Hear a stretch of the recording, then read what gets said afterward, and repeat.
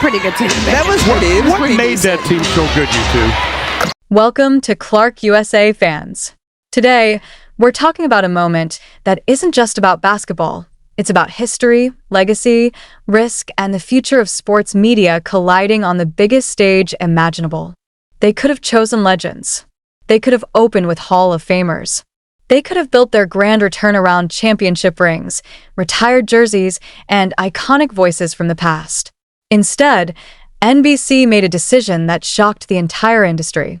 They handed the microphone and the future of their NBA relaunch to a 22-year-old from Iowa, Caitlin Clark. No NBA minutes played. No decades-long broadcasting resume. No safe, predictable choice. Just belief. Born on January 22, 2002, in West Des Moines, Iowa, Caitlin Clark built her name through generational shooting range, fearless confidence, and a cultural presence that transcended women's college basketball. But this is different. This is NBC betting its entire NBA comeback on her ability to command the biggest stage in American sports broadcasting. February 1st, 2025. Madison Square Garden. Los Angeles Lakers versus New York Knicks. This isn't just a regular season matchup. This is the rebirth of NBA basketball on NBC. And Caitlin Clark is at the center of it. To understand how massive this is, you have to understand what NBC is trying to resurrect. For decades, NBC and the NBA were inseparable. Sunday nights meant basketball. The legendary Round Ball Rock theme echoed through living rooms across America. The voice of iconic broadcasters elevated the drama. And at the center of it all was Michael Jordan soaring through the air, while millions watched in awe. It wasn't just a broadcast. It was a cultural institution. Then the rights moved elsewhere. The music faded. A generation grew up never experiencing what it felt like to watch the NBA on NBC. That connection, that emotional ritual, disappeared. Until now, NBC paid an astronomical price to bring the NBA back. They secured the Sunday night slot. They introduced Peacock NBA Monday as a premium extension of their coverage. They dusted off the iconic music. They prepared to weaponize nostalgia against every competitor in the market. But here's what their executives understood. Nostalgia alone doesn't build the future. The fans who remember the Jordan era are now in their 40s, 50s, and 60s. They still love the game, but advertisers pay premium rates for younger audiences. The TikTok generation. The streaming-first viewers. The fans who consume highlights on their phones before they ever turn on a television. NBC needed a bridge. Someone who could connect the generation that worshipped his airness with the generation that scrolls highlight clips in 15-second bursts. They needed someone who represents excellence and virality, credibility and cultural momentum. They needed a phenomenon. During Caitlin Clark's college career, NBC placed one of her games behind the Peacock paywall. What happened next wasn't hype, it was data. Subscriptions surged. Viewership spiked.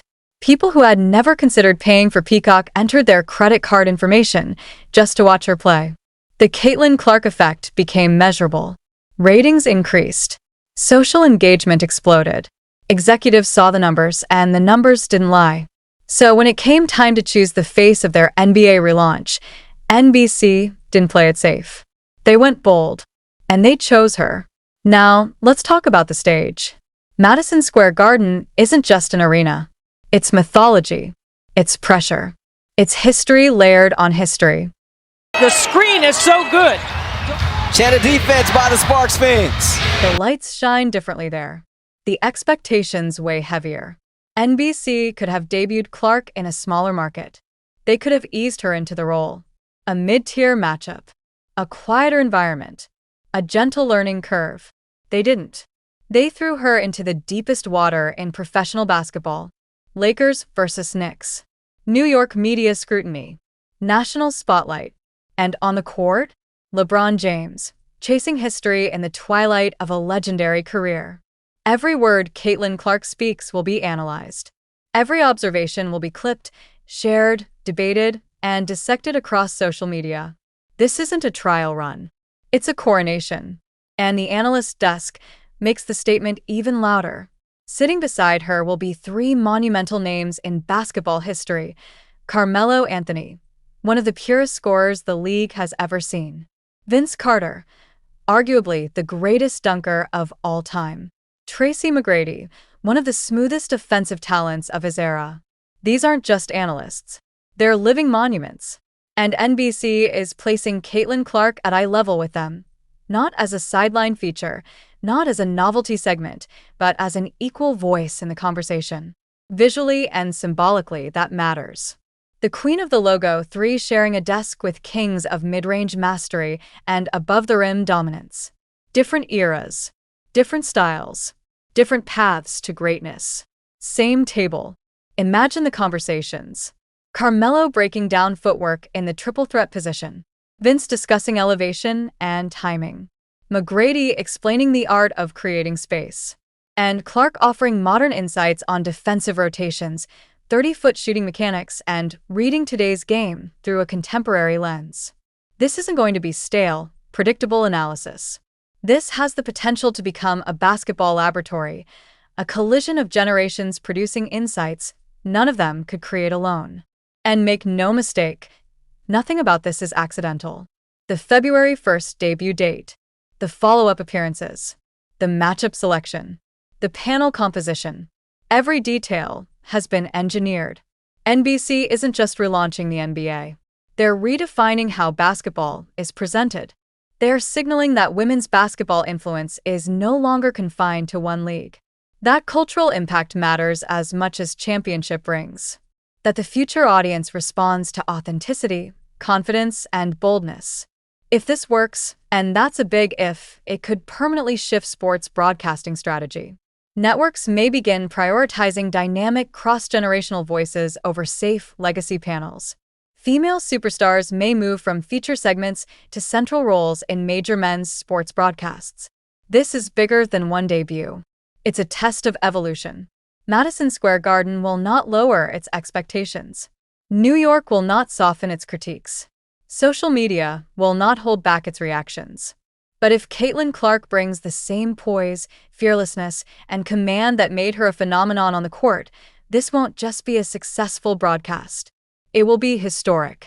Years from now, people might look back and say, that was the night NBC truly came back. That was the night nostalgia met the future. That was the night they handed the microphone to a 22-year-old from Iowa, and she changed the narrative. Clark USA fans, get ready. This isn't just a broadcast. This is the beginning of a new era. Basketball fire. These dates were not chosen randomly. They were selected with the precision of a military operation, each one serving a calculated strategic purpose in a much larger campaign designed to maximize impact, visibility, leverage, and long-term dominance. When NBC locked in February 1st and March 29th for Caitlin Clark's appearances, they weren't simply filling programming slots. They were constructing a media chessboard where every move advanced multiple objectives at once. Let's start with February 1st. This date lands right before the NBA All-Star break, the moment in the basketball calendar when conversation reaches its absolute peak. Debates intensify. Sports networks flood the airwaves with all-star analysis. Social media becomes a non-stop battlefield of highlight clips, player comparisons, MVP discussions, snub outrage, and trade speculation. Every sports podcast, every debate show, every digital outlet is locked in. Now imagine inserting Caitlin Clark directly into that storm. Her debut won't exist in isolation. It will be woven into the all-star narrative. Her analysis of Los Angeles Lakers versus New York Knicks at Madison Square Garden will immediately be compared with every other breakdown of the league's elite players. When analysts debate MVP candidates, when they argue about playoff positioning, when they dissect the evolution of the modern game, Clark's voice will already be in the bloodstream of the conversation.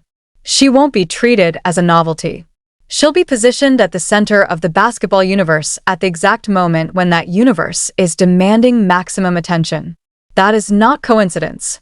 That is strategy. February is when casual fans re-engage. It's when storylines crystallize.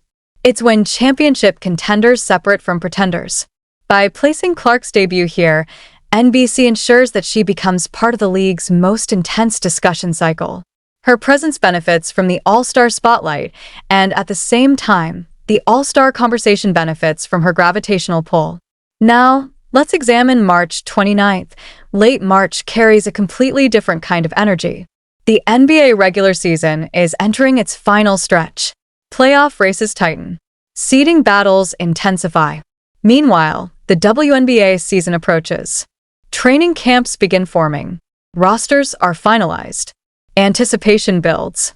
Clark's professional team, the Indiana Fever, prepares for a season carrying unprecedented expectations. By scheduling her March appearance during this transitional window, NBC accomplishes something powerful. It keeps her in the public consciousness during the bridge between broadcast season and playing season. Fans who discovered her through Sunday night NBA coverage won't forget about her when the WNBA tips off. Momentum doesn't reset. It compounds. But there's another layer here, one that industry insiders have been discussing quietly for months. The WNBA is navigating delicate labor negotiations between league officials and the players' union. Tensions exist. Revenue splits are debated. Working conditions are negotiated. A lockout is not guaranteed, but it remains a possibility. Now think about what that means strategically. If a labor dispute delays games, if opening night is postponed, if headlines shift from basketball highlights to contract disputes, most players would vanish from national visibility. Their exposure would depend entirely on league activity. With no games, they would fade from daily conversation. Clark would not. She would still be on national television every Sunday night, analyzing NBA matchups, building her brand, expanding her audience, maintaining cultural relevance. This NBC partnership functions as more than an opportunity. It acts as an insurance policy. It guarantees that regardless of labor outcomes, Caitlin Clark remains the most visible basketball player in America. That level of protection is extraordinarily rare. Most active athletes are completely dependent on their league for exposure. When games stop, engagement drops. Sponsorship value declines. Media presence fades. They become yesterday's headline until the next season begins. Clark has positioned herself differently. She is becoming league-proof.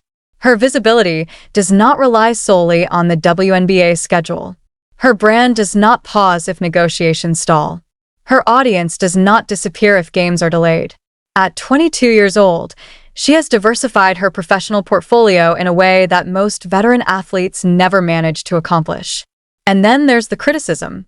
It has already begun. She's too young. She's never played in the NBA. She lacks experience analyzing the men's game. How can she break down a league she hasn't competed in? On the surface, these objections sound reasonable until you look at the evidence. Clark has been performing under intense media scrutiny since she was 18. She has handled thousands of interviews. Clark off the screen, finds some space, and there's a three!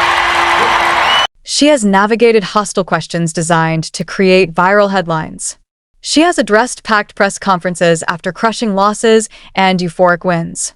She has already done alternate-style broadcasts reminiscent of the Manning cast format during major college tournaments, and she looked natural, effortless, comfortable. Viewers forgot they were watching a first-time broadcaster.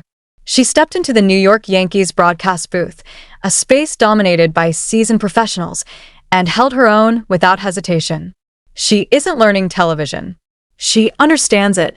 And when it comes to basketball knowledge, the criticism collapses entirely. Clark sees passing lanes before they exist. She anticipates defensive rotations multiple steps ahead. She understands spacing geometry and shot probability with rare intuition.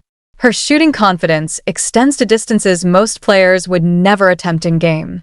This dual perspective is precisely what modern NBA broadcasting needs. For years, analysis has often felt repetitive, former players repeating familiar phrases, recycling predictable observations. Insight has sometimes given way to cliché. Clark offers something different. She has competed at the highest level, so she understands physical demands, game speed, and pressure. But she has also consumed the NBA as a fan, studying it from the viewer's vantage point. That allows her to translate complex concepts into accessible language without sacrificing depth. She can bridge the locker room and the living room, and that bridge is invaluable. Now let's talk about what might become the signature moment of February 1st. NBC producer Sam Flood teased something intriguing: the possibility of Clark holding a basketball during the broadcast, potentially using it live to demonstrate technique or strategy. At face value, that sounds minor. Analysts often use props, but timing matters. Clark's endorsement deal with Nike includes a signature shoe, one of the most anticipated sneaker launches in years. The sneaker community knows it's coming. Retail insiders expect massive demand. Social media sneaker culture is waiting. What if the reveal happens at Madison Square Garden? Imagine this scenario. The Lakers and Knicks are battling under bright lights. Millions of viewers are watching NBC's NBA return. Clark is seated at the desk as a centerpiece voice. During a natural break in analysis, she reaches down and picks up a basketball. The camera widens, and suddenly, visible on national television for the first time, her signature shoes. The reaction would be instantaneous. Sneaker accounts flood timelines. Sportblog publie screenshot. Fans dissect colorways and design details. Speculation about release dates explodes. Within minutes, the shoes trend globally. Nike achieves organic marketing momentum that no advertising campaign could manufacture. Is this guaranteed? No. The basketball might simply be a teaching tool, a way to illustrate pick-and-roll coverage or shooting mechanics. But the fact that NBC's producer specifically highlighted that detail suggests intentionality. It suggests awareness of the larger ecosystem. It suggests a moment engineered to ripple far beyond the game itself. And that takes a little bit of perspective. And that brings us to the broader vision. Clark is becoming a bridge between leagues, between the NBA and the WNBA, between men's and women's basketball audiences, between nostalgia and the digital future, between traditional television and social media virality. NBC understands that sports are no longer consumed in isolated bubbles. The modern fan moves seamlessly between platforms, leagues, highlight clips, and commentary streams. By placing Clark at the intersection of these worlds, they create cross-pollination. NBA fans curious about her analysis may tune into WNBA games. WNBA fans following her career may watch Sunday night NBA broadcasts. Sponsors benefit. Ratings benefit. Cultural conversation expands. This isn't just programming. It's ecosystem design. If executed correctly, this strategy could permanently alter how networks approach talent development and cross-league integration. Instead of siloing athletes within their respective leagues, networks may begin cultivating hybrid media figures, players who transcend league boundaries. Clark is positioned to be the prototype. The February 1st debut builds intensity during All-Star fever. The March 29th appearance sustains momentum before WNBA tip-off. The potential sneaker reveal amplifies cultural impact. The labor uncertainty hedge protects visibility. Every piece interlocks. Every date matters. Every move compounds the next. Clark USA fans, what we are witnessing is not just a young superstar stepping into broadcasting. It's a carefully engineered campaign designed to expand influence, protect leverage, and redefine the relationship between athlete and media platform. If it works, it won't just elevate Caitlin Clark. It will reshape the blueprint for sports broadcasting in the modern era. And like this, her last four, shooting 29% from three, gets blocked. For decades, the NBA and the WNBA have operated like distant relatives who share a last name but rarely share the same room. On paper, they were connected, same sport, overlapping ownership structures, aligned commissioner offices, yet culturally and commercially, they moved through separate universes. The National Basketball Association generated billions in revenue, commanded global media attention, and dominated highlight culture. Meanwhile, the Women's National Basketball Association fought for airtime, for consistent coverage, for marketing budgets, and often for the basic recognition that elite athletic performance deserves. It wasn't that talent was missing in the WNBA. Far from it. The The league has always been filled with generational skill, tactical brilliance, and championship-level competition. What was missing was structural amplification. Many NBA fans could debate playoff seeding in February but couldn't tell you when the WNBA season tipped off. They could name bench players on Western Conference teams but struggled to identify defending WNBA champions. The two leagues coexisted, parallel, rarely intersecting in meaningful, sustained ways. That separation is exactly why Caitlin Clark appearing on NBA broadcasts is bigger than a staffing choice. It represents a philosophical shift. When the face of a WNBA franchise sits at an NBA desk and analyzes the men's game with the same authority as retired NBA legends, the symbolism is impossible to ignore. When her insights are treated as equal, when her voice isn't framed as novelty or experiment, but as expertise. When she isn't introduced as guest but positioned as peer, something changes. The message becomes clear. Basketball is basketball. Excellence is excellence. Authority is earned through knowledge and performance, not gender. This cross-league presence does more than elevate a single broadcast. It creates cross-pollination at scale. NBA fans who respect Clark's analysis will naturally grow curious about her on-court brilliance. If she breaks down defensive rotations with surgical precision on Sunday night, viewers will want to see her execute those same reads in real time. If she explains spacing, tempo control, and shot selection, they'll want to witness her apply it under pressure. When the WNBA season begins and the Indiana Fever take the floor, those viewers won't be tuning in to sample women's basketball. They'll be tuning in to watch the analyst they've grown to trust competing. That emotional bridge is powerful. It transforms casual awareness into personal investment. It shifts perception from curiosity to must-watch entertainment. And NBC understands this dynamic perfectly. They are not simply improving NBA coverage. They are building a conduit, a pipeline that channels attention from the most commercially dominant basketball property in America toward a league historically underexposed. It's cross-promotion executed at the highest strategic level. Every party benefits. The NBA broadcast gains freshness, modern relevance, and expanded demographic reach. The WNBA gains new viewers who may never have sought it out independently. Sponsors gain broader audience crossover. And Clark herself strengthens her brand as a unifying force between ecosystems. But this story isn't just about leagues. It's about foresight. Most athletes don't begin thinking seriously about life after basketball until injuries accumulate or performance declines. Their 20s and early 30s are consumed by physical preparation, competition, and short-term performance goals. When retirement looms, some transition smoothly into broadcasting or coaching. Others struggle to redefine themselves outside the arena that once defined them. Clark is operating differently. At 22 years old, with her prime still ahead, she is already constructing long-term infrastructure. She isn't waiting for retirement to develop media fluency. She is sharpening it now, while her visibility is at its highest and her cultural capital is surging. That timing matters. Skills built during peak relevance compound far more effectively than skills built after the spotlight fades. Her NBC role fits into a broader ecosystem of calculated partnerships. She signed with Xfinity, a brand owned by Comcast, which also owns NBC. That alignment is not accidental. It reflects strategic awareness of corporate synergy. When endorsement portfolios align with broadcast networks, opportunities multiply.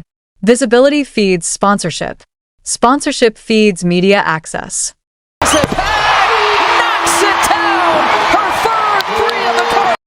Media access feeds influence. This is not passive career progression. It is intentional positioning.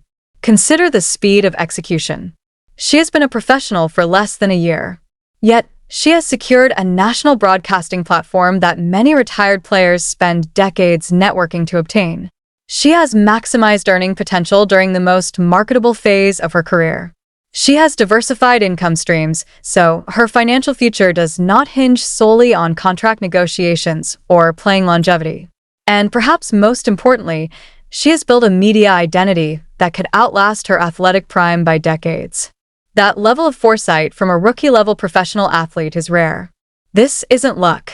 It isn't coincidence. It isn't simply being in the right place at the right time. It's awareness. Awareness of market value. Awareness of timing. Awareness of leverage. Clark understands that modern athletes are not just performers, they are media properties. They are brand ecosystems. They are cultural touchpoints. The athletes who thrive long-term are those who control narrative, diversify platforms, and remain visible regardless of league dynamics. And visibility, as previously discussed, is insurance. If labor negotiations within the WNBA ever delay a season, her platform remains intact. If scheduling shifts, her exposure continues. If the league pauses, her brand does not. That independence redefines power. It moves her from participant within a system to stakeholder across systems. Now imagine the scene at Madison Square Garden. The lights dim. Cameras sweep across the arena. The pregame desk is set.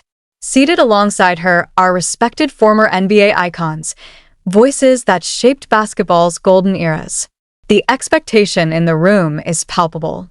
One question lingers. Will she simply participate? Or will she redefine the space entirely? The Hall of Famers beside her represent legacy. They represent chapters already written.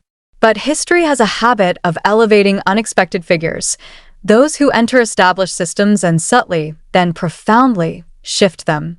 If Clark delivers sharp analysis, poised delivery, and authentic command, something deeper will register with viewers. They won't just see a WNBA player analyzing the NBA. They will see basketball authority untethered from traditional boundaries. They will see knowledge validated on merit. They will see a merging of audiences that once rarely overlapped. And when the final buzzer sounds on that February night, reflection will follow. Viewers may realize they just witnessed more than a broadcast relaunch. They may realize they saw the beginning of structural integration between leagues long kept culturally separate. They may realize they saw a 22-year-old athlete expand the definition of what professional influence looks like. Because this isn't just about ratings. It's about narrative control. It's about redefining who gets to speak with authority. It's about proving that analytical brilliance, competitive excellence, and media fluency can coexist in one person, regardless of league or gender. Years from now, people might look back and say that this was the moment basketball began presenting itself differently. The moment the wall between leagues thinned. The moment cross-league credibility became normalized. And at the center of that moment stood Caitlin Clark, not asking for permission, not framed as experiment, but operating as equal. Clark USA fans, this isn't just television. It's evolution in real time. And when history rewrites this chapter, it may not focus solely on the game played that night, but on the woman who quietly changed how the game is seen forever.